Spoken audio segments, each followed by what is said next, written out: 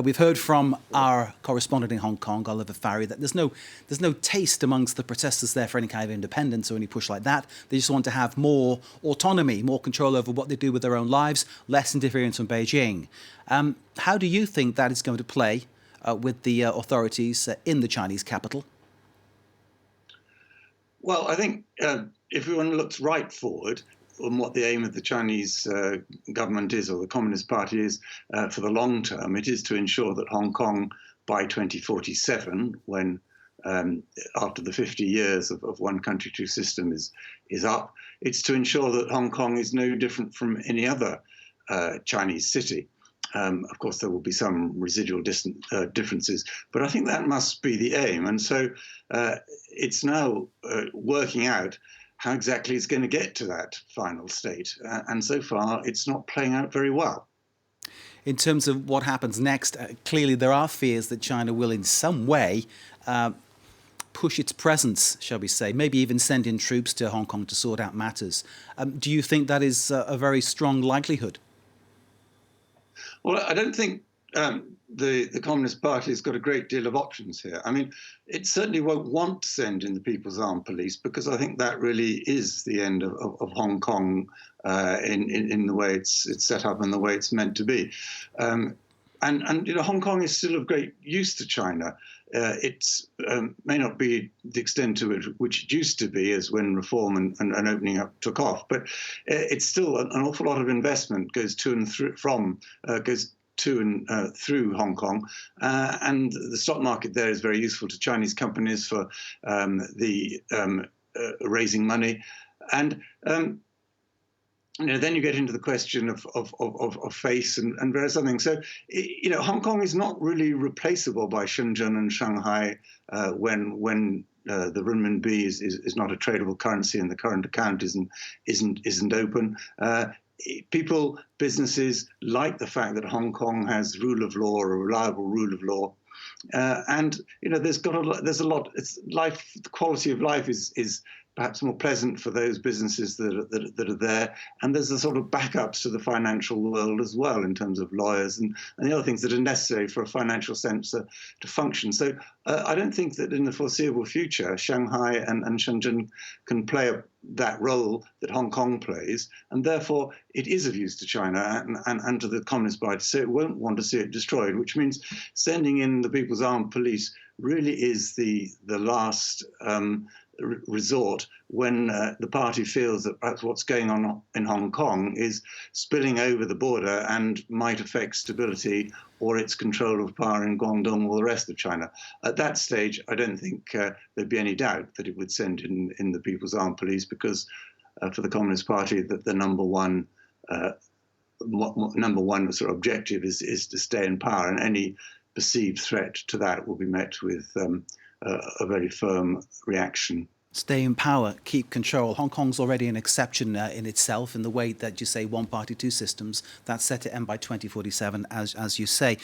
Is what happens now in Hong Kong about keeping control and maybe not giving ideas to other provinces that perhaps they could perhaps push for more self-determination, push for more say in how they run their lives? I don't think there's any sign of that yet. I mean, the party has very strict control over the media and over society in the rest of China. And nor do I think that the reaction amongst Chinese citizens is one of great sympathy towards the Hong Kong people, who are regarded as somewhat privileged, somewhat arrogant, I think most people, very many people in China, look at the growth in economic prosperity over the last few years and would say that this form of rioting and protests and violence is a threat to that sort of economic prosperity, and we don't really want to be in the same place. So I'm not sure that there's a great deal of support amongst mainland people for what the Hong Kong people are pressing for, and I'm pretty sure that the party will make sure that where there is some support, and there's evidence of this already, of course, they come down pretty hard on it so that it can't coalesce into anything that might even begin to be a threat to them. Do you feel between now and Chinese New Year coming up early in 2020, this can be resolved, or do you feel that what we're seeing is something that is going to grumble on for a lot longer?